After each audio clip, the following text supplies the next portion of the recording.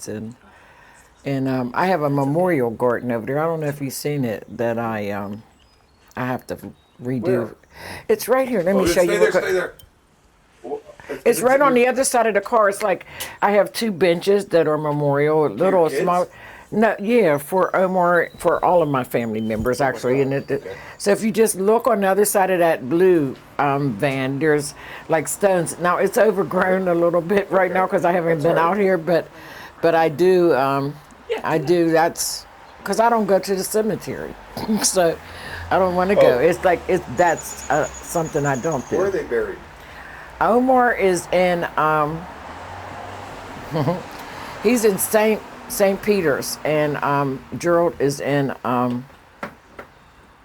Allegheny. In Lawrenceville. If Does that look good? Oh, that looks nice. Yeah, that's nice. Nice use of Joe. And St. Peter's is like East Liberty. It's right up off do of they have a Lincoln plot? and Do they have Lumber. a stone like that? I didn't get a stone because I don't go, no. So, but, of course he has a marker. I mean, like, they know what plot he's in.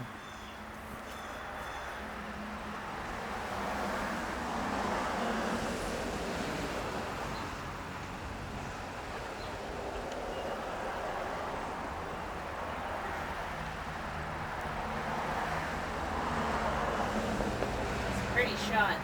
Looks nice. Is it really? Thank you. Yeah, it looks good.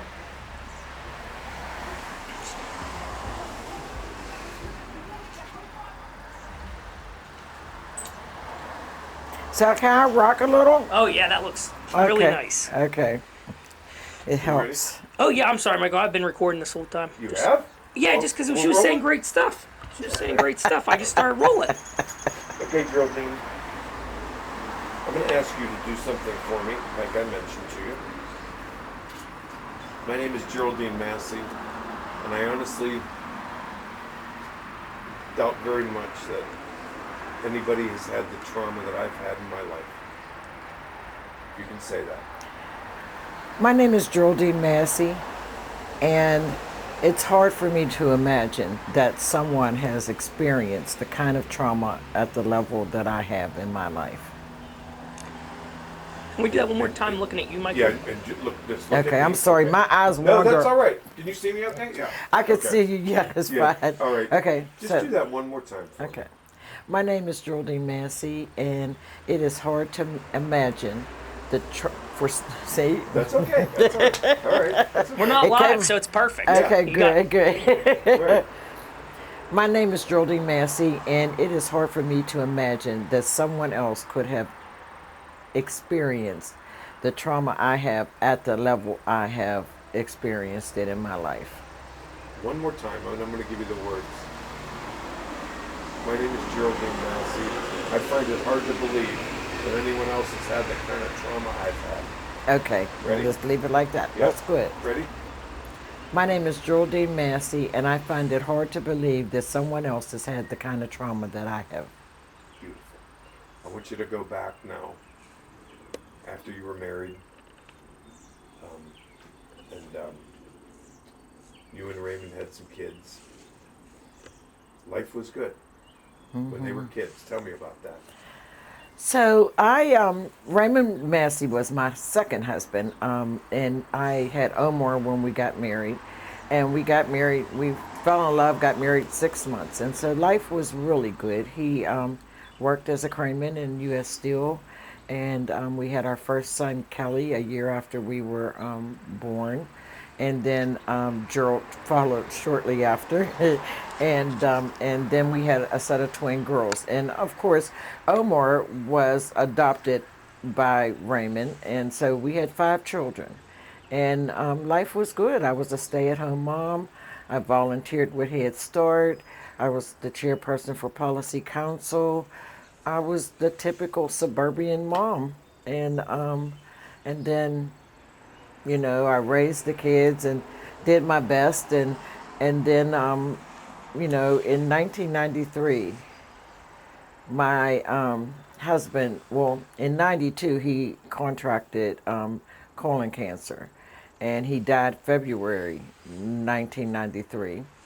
And then October 3rd, the ground just left from under me. My youngest son, Gerald, was murdered in Hazelwood. And if that wasn't devastating enough to have both of them in 1 year, then 45 days later, my oldest son, Omar, was also murdered in Hazelwood.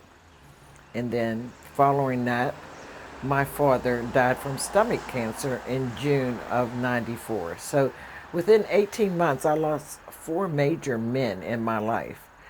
And it was devastating. Like that kind of trauma, you don't, your brain just doesn't work. Like it just, I didn't know what I was doing or where I was going. I couldn't think. I I went to the Center for Victims, and I met with a therapist there, George Donnelly, and George seen me and my son. My son didn't stay in therapy, but I did, and George helped me to understand what the trauma was doing to me and how to try to manage it. He gave me some grounding techniques. He gave me some ways to relax myself, and he told me that it was a life sentence. And I think that's what I needed to hear. Like I didn't think I was going to get over this.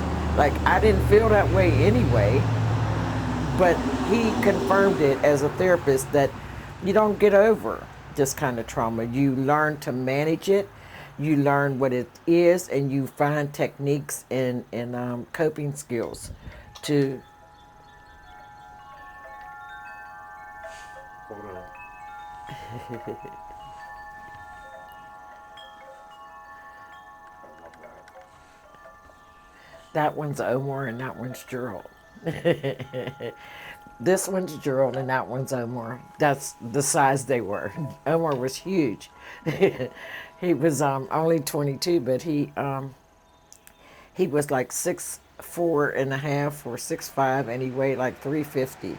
So he was a huge young man. I want to go back to, I want you to say Omar was 22, Gerald was 19. They were both shot to death, right? Yes. Okay. I want you to couple them together, and if you can, tell us what happened. So Gerald was actually 17 when he was murdered, and he was shot in the head in Hazelwood sitting on a porch at a party. And Omar was 22 at the time, and he was murdered as a home invasion. He was at his girlfriend's house, and they ran up into the girlfriend's house, and they shot him a couple times and once in the head. So Each time you heard about the murders, I know this is a weird question, but each time, who called you? The police, and how did you feel? with Gerald, my son Kelly called me, and because Kelly tried to revive his brother, they were together, and so that that part is very emotional for me, because when I got over to Hazelwood, because I was living in Penn Hills, I had moved out of Hazelwood in May of '93, and when I got to Hazelwood, Kelly had blood all over the front of him. It looked like he had been shot, and so Kelly called me for Gerald, and then I got a phone call from Omar's daughter's mother telling me that Omar had been shot and killed. And so, no, the police didn't get to notify me because the community did. And with my son, with Kelly, Kelly was right there. So and my mom lived in Hazelwood still. So he just went to my mom's house and then called me. Local people will get Hazelwood and all that, but this is going to go to other states and so forth. You don't have to mention the neighborhoods. Okay. But when you found out, okay, did you scream? Did you collapse? Did the trauma, how did it hit you? What did you feel? What happened? I froze. I was just numb. I can't really, like, with Gerald, I had broke out in hives. really, really bad just before I got his phone call. So I took some Benadryl. So by the grace of God, I was already in a calmer state than I would have been had I not taken the Benadryl. But I was just, my mind just was blank. I didn't know what to do. I told my boyfriend at the time what had happened, and he, got me to the car and drove me to Hazelwood. Did did the trauma of those two murders, and I want you to sort of couple them together if you can. Two sons being shot in the head and murdered. Did it have a lasting effect? How did it affect your life? Okay, so having that happen to my sons caused me to not be safe. I didn't feel safe. I felt I lost my sense of safety. I lost my sense of self. I was a mother, and a mother's job is to protect her children, and I had not done that well enough for them to still be alive. So it caused me so much pain that it was unbearable, and so I didn't sleep. I didn't eat. I didn't do normal stuff. I couldn't do. I was unable to do those kinds of things. So this trauma directly impacted your brain. Yes, it impacted my brain in that I was not able to think. I couldn't remember anything. I couldn't if I had to write stuff down. I had to ask people, what did they say, who said that, or how did that happen, and so my brain had to reprogram itself and reconnect the neurons and stuff together to even start to to hold on to that pain, that kind of pain, that level of pain, because it's an unnatural loss to lose your children. We know we're going to lose our parents at some point because they're older than us, and grandparents for sure. It hurts and it's still traumatic, but to lose a child, you never even can phantom that. You don't let your brain never even goes there. So when that happens, it's like unbelievable. Like, you just, for a while, you put them somewhere like, oh, they're on vacation, or so you try to make sense of it and you can't. How did it affect your body? My body, I lost a lot of weight. I could not eat. I remember someone saying, I know you're not going to want to eat, but could you just drink? Just keep yourself, hydrated. And I tried to do that, but I didn't. And so it's like you almost like shut your own system down, like you're trying to die right with your son or your daughter. So my body was like, I would get tremors, my eye would get jumpy, and every little sound, like if there was a loud sound, I jumped. I did not, I didn't want to be around a lot of people. So it affected me in that I wanted to just be by myself, because when you're around a lot of people, in Gerald's case, we didn't know who murdered him. So I never knew who and what I needed to be afraid of, but I was afraid. I felt fear. I felt unsafe. I felt, my body felt like my knees would be weak. Sometimes I could walk and sometimes I couldn't. It just depends. I mean, like, it would take me to the ground at times, and all I could do was just sit down and just cry. And in the end, there's a phase 3 that you know about, being in CV and so forth. But, our trauma doesn't have to be our destiny. It doesn't have to be who we are.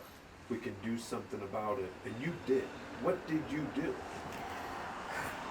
Well, I can't really take all the blame. The CV really helped me.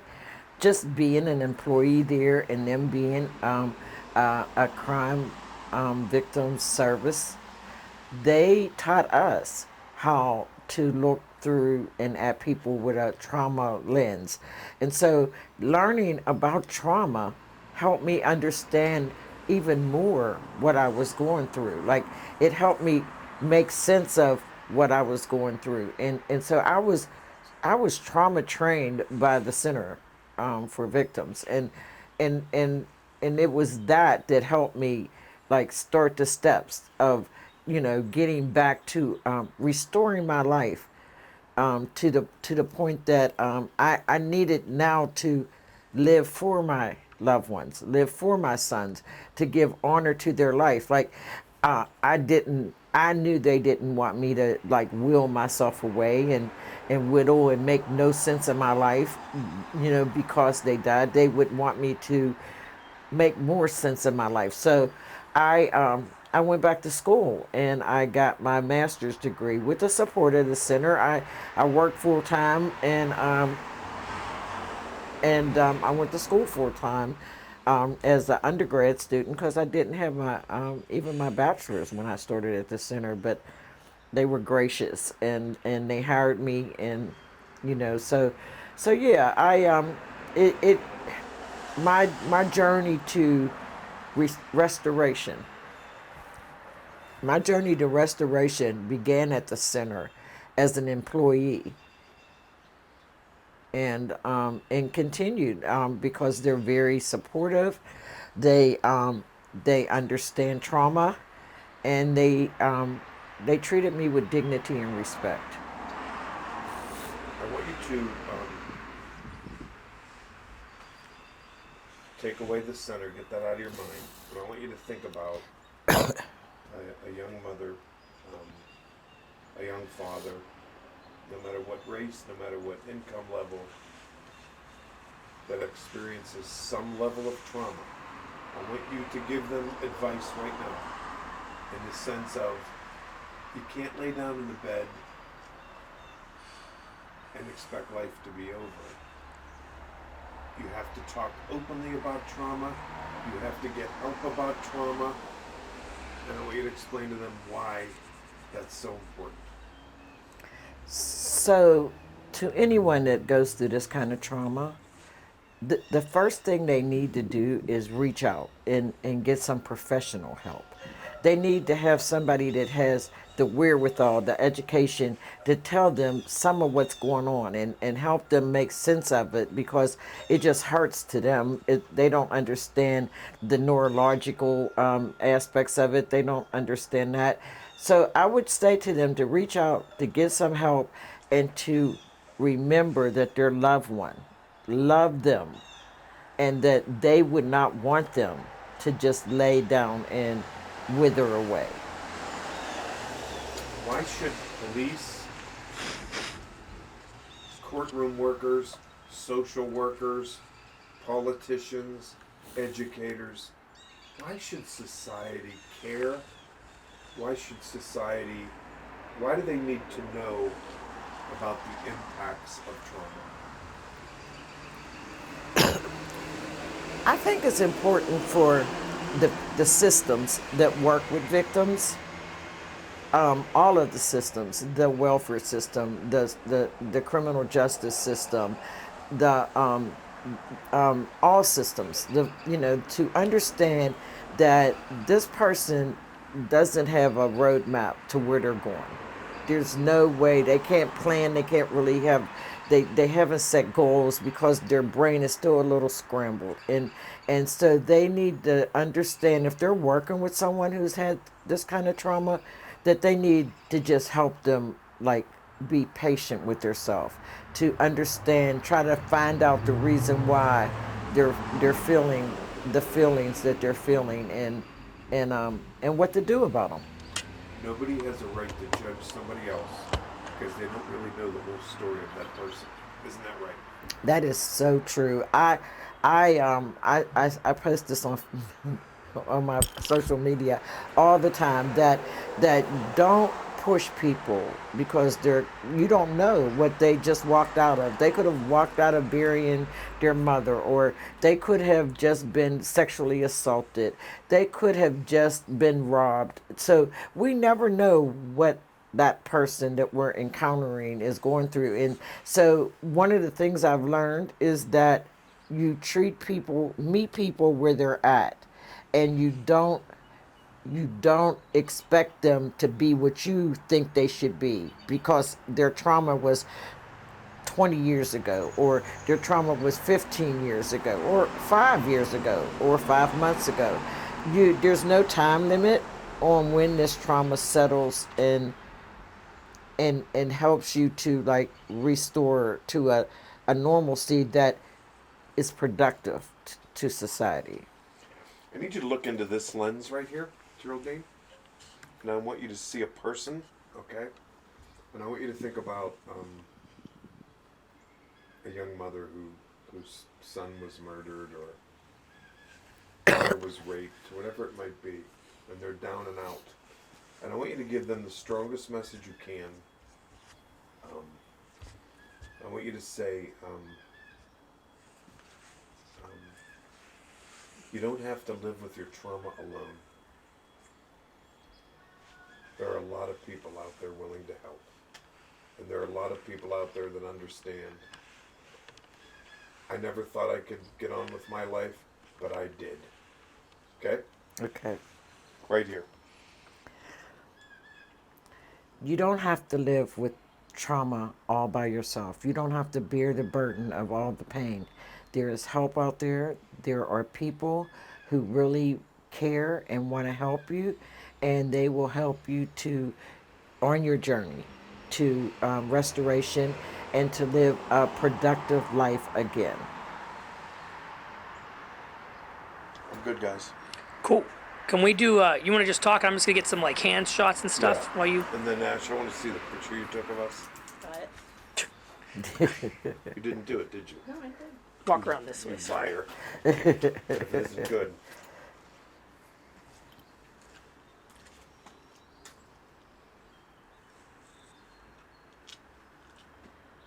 You want tighter?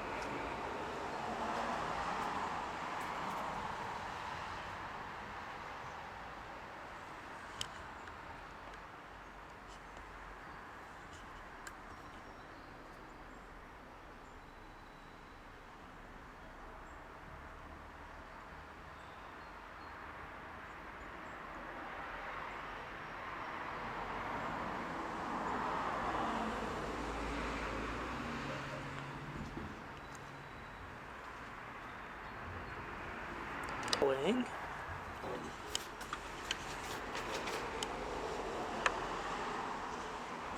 The small wind chime is in memory of Gerald. The large wind chime is in memory of Omar. Okay? I need you to say that for me. Okay. So these are my wind chimes that I have in memory of my son. The small one with the cardinal is for Gerald, and the larger one is for Omar. We'll shoot them separately with the wind chimes going. Copy. Yeah, you got me? Yep. I think this. I'm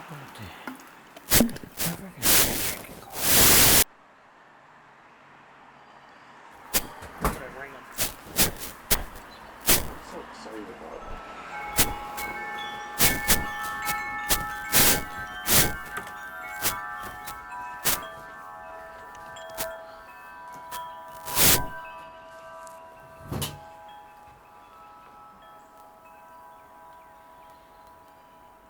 So on, did you see what the saying says on Gerald's? It says a gentle reminder that they're never. Let me read it. They're never far apart. My spirit will live on forever, there within your heart. Oh, that's beautiful.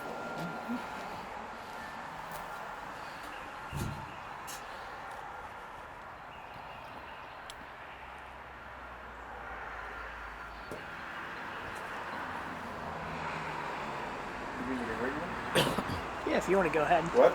Yeah. Aren't you gonna shoot it? Get up to it so we can hear it? Okay. Yeah, go ahead.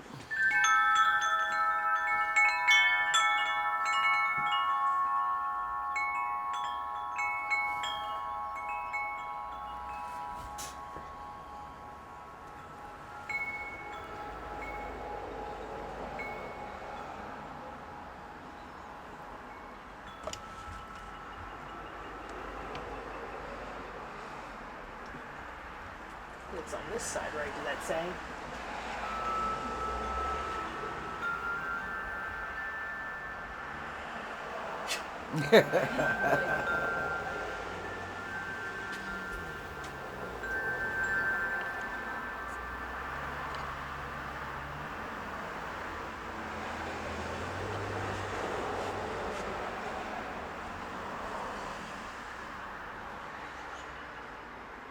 It's okay. Ash, let's do this. Let me, and then we'll twist it. You know, I gotta talk to you about something.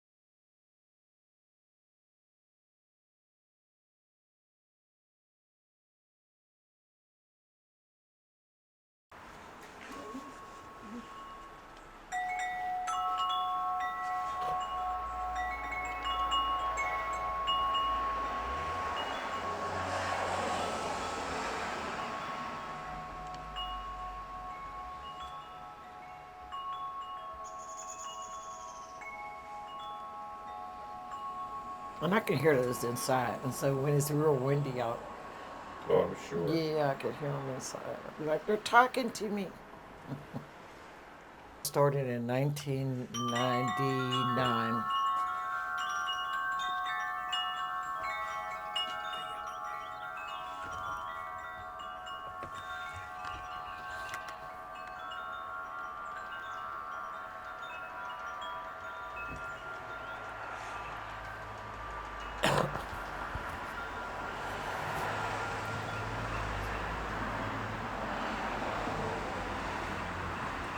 So you have 23 years?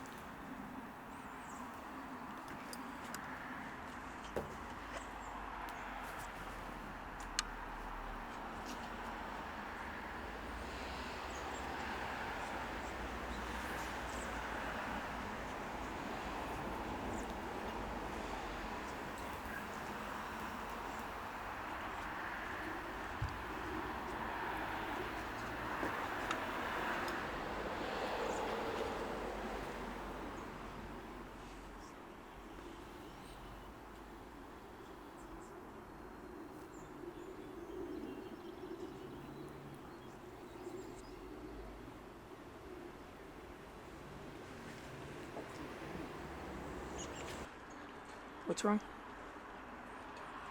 Oh yeah, I did. My way in.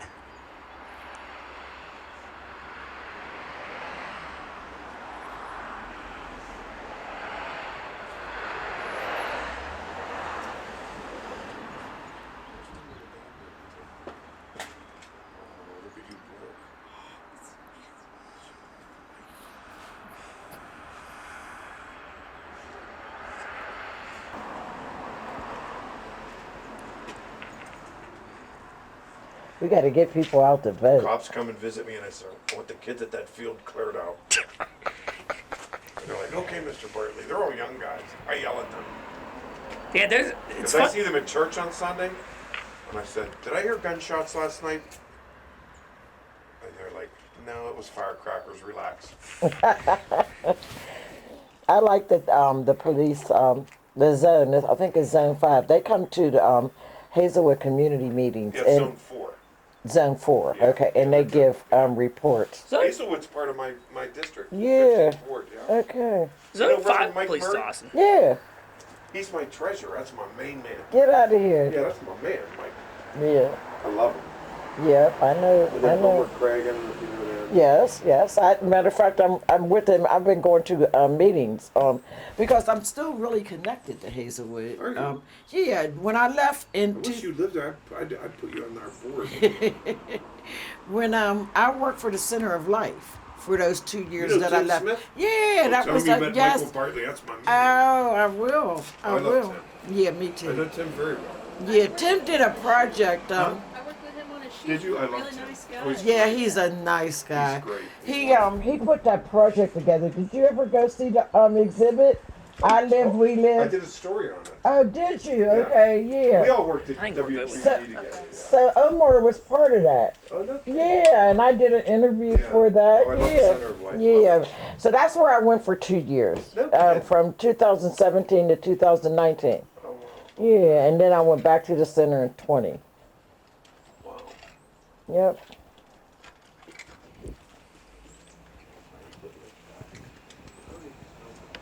I'm just gonna get a tight shot of you picking up your tea mug. You want me to wait? No, that was Okay. that. So let's set it down. I will have you do it again and then, pull your hand off of it for a sec, and go ahead and pick it up.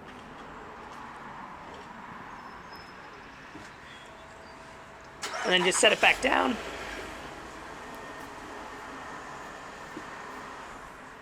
Perfect. That was great. Thank you. house like the back of his hand, and he fell, and he died. We buried him the next day. We were so distraught. The next day, my brothers-in-law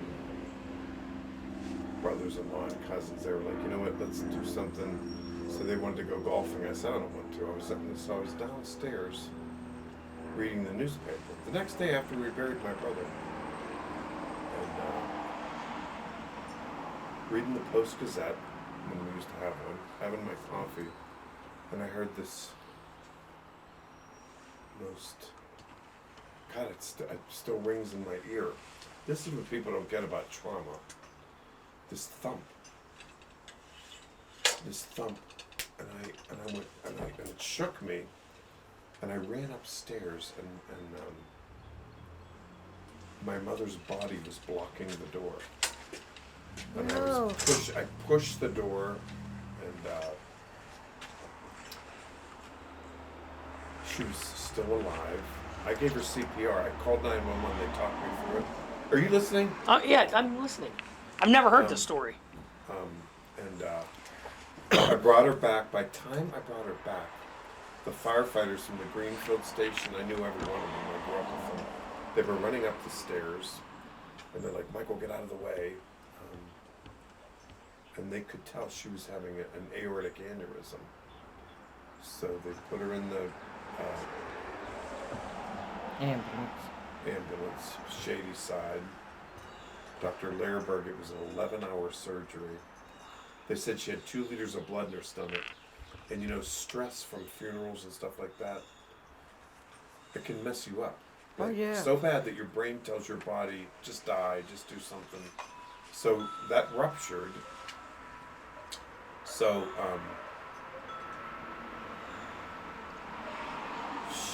she lived another 5 years. Great. I moved back in '99. We had 3 great years together. Oh. And but you know, you have to understand that that thump rang in my ear. It was trauma, and I didn't realize that until Dr. Jim Huggins, who's a therapist here in Pittsburgh. He's like, you need to deal with that because I kept hearing it. And that's trauma. Yes. That affects your brain and your body. Yes. You know? Yes, it does. And well, that was horrible. Yeah. Zach, what was your trauma, or did you just have this lily white little suburban life? No. So actually, where was this at? It was when I was like 13 or 14. Did she ever cross the line? She got fired from her job, and then they buried this story, and I had to go to like conversion therapy. Wow. Yeah. Didn't work though. Just say in case you were wondering, didn't work. Excuse me. Yeah. So that was the trauma. No, that the was the trauma. conversion. Go down. Forget about it. Are you kidding me? Do you understand that? Right. Zach, why are you still shooting the China? You've been shooting them for 6 hours. I've been shooting all over everything. I got all the flavors. I love the whole girl. I got the Valentine's Day. Trauma explains a lot. You know, I've never talked to Alright, her. I'm gonna get this still. Okay. Do you understand? Yeah. I left those pictures like right in there. Because I know we're not shooting them all. I know exactly what they are. Yeah, you take the ones you want. We can put them up. And Do you still want this? no, I think we're okay. I got a really cool one of the Did you? wheel, I know, pinwheel. I thought that one was. It looked cool. Love that one. That one was Right. the pinwheel. It's Oh, you. you're gonna email those to Zach. Yeah, okay. You have his email. Okay, this is Gerald as a child. That's it. You want me Yeah. to fully? Not yet. I might need them for these pictures now that I'm thinking about it. So Gerald was born with a lazy eyelid muscle. Who's this? That's. I thought that was my husband, but that's Oh. my live son Kelly. I thought that Who's was this my, as a baby? That's Gerald. That's Gerald again. Who's this on the right there? That's my son Kelly. He's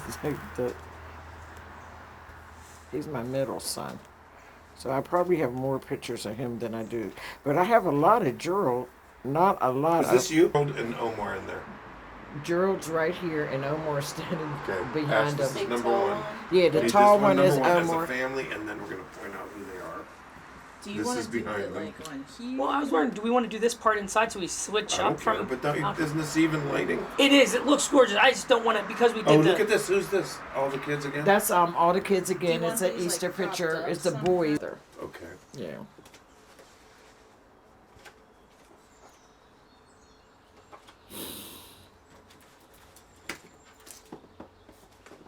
Perfect. Perfect. So this is a picture of Omar Ripped. right there. See that right there? Right I know, where it's like- lit.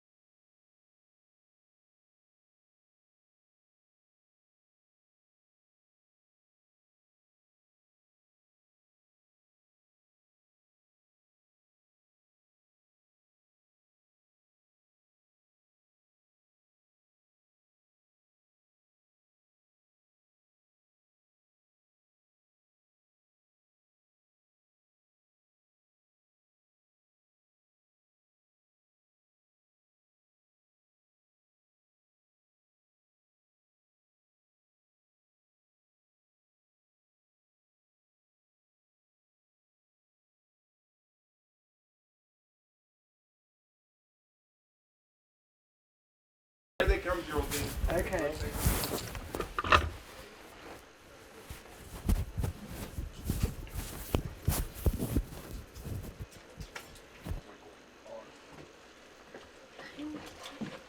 Where's my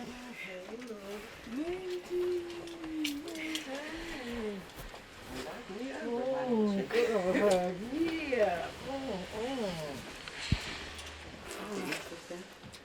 Yes.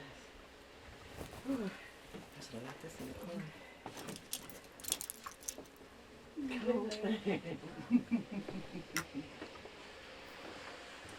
How y'all doing today? Feel good. Thank you. He give good hugs too. Yeah, you do. Have a seat.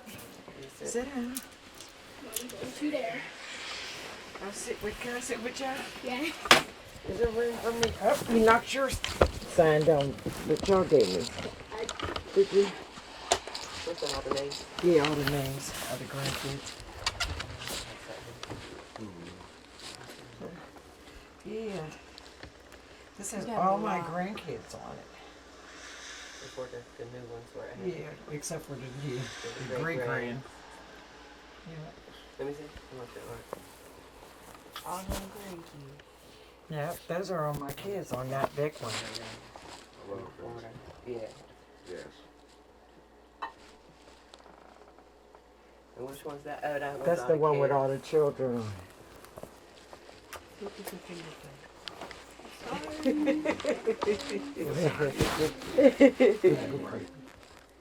Cause you know, I when could you give the worship. woman, I got everything.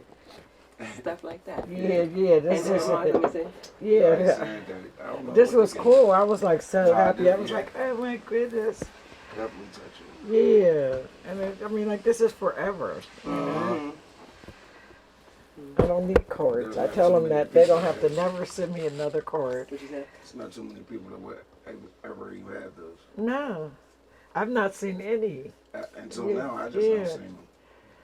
And again, this has all my children and all my grandchildren Where's that popsicle? He's slurping too. Isn't he? Did you get Cullen? I got him. He was touching his beard up. I told him that he, you know. Geraldine, I'm gonna use your bathroom quick. Okay, you're allowed to have a break? I was gonna say, Or you could just take a picture. Or you could just take a picture. Yes, Marcus, from the digital age. You know, people in cast food, before they eat, they dip their hands in water. Because they didn't have bathrooms where you could go running Right. water, so they had finger bowls. They were called finger bowls when you washed their fingers off. They didn't have Shrek, and Shrek was jerking it like soup.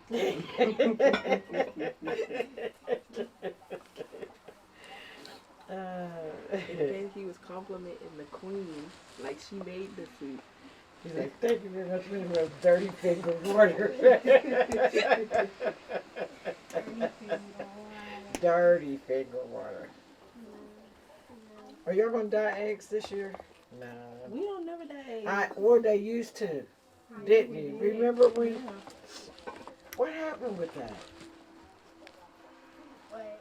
Dyeing eggs. Do you know? No. It just stopped one year, didn't it? Yes.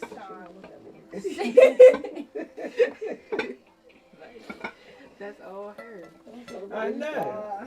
She used to make Easter baskets even for Geraldine Right. Raymond. Right. Yeah. No Easter baskets, no Easter eggs, no even Easter dye eggs. No. Now it just stops. It just stops. Yeah, we gotta start. She it. Why y'all participate when other people do it? She was like, no, we're not doing it this year. We still got egg dye stuff too. Yes, I know. Yes, you do. Yeah, It's okay. up there I above bet the you do. refrigerator. I bet you do. I still you got did. some. Yes, you did. Yeah, no, Cause I buy you and then you would buy it too. You used to buy some all the time, and we always have extra. So Yeah. she just kept putting it in the closet. We got some above the refrigerator and in the little storage closet. I know, cause I wanted her to keep doing it.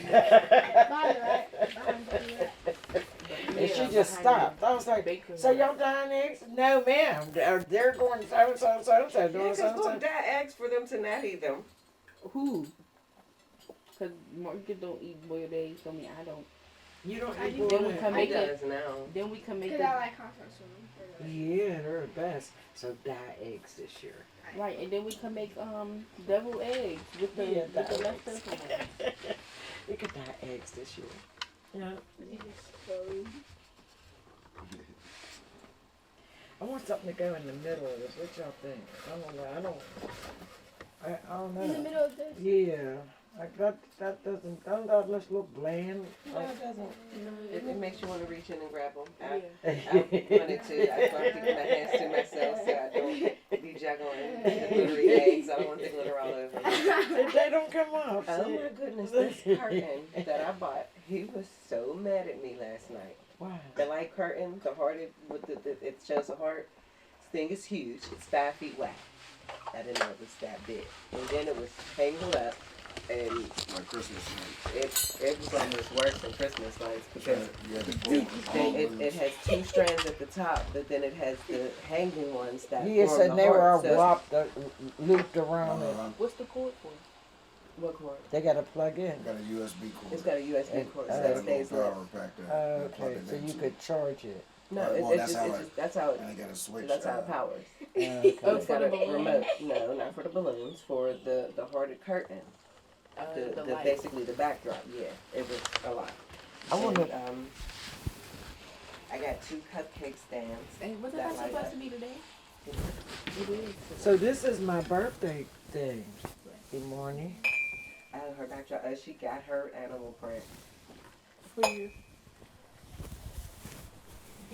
Ooh, this is sexy. It say happy birthday. They Yeah, should have this put one. Nancy on it. I didn't put Nancy on it. I don't want Nancy on it.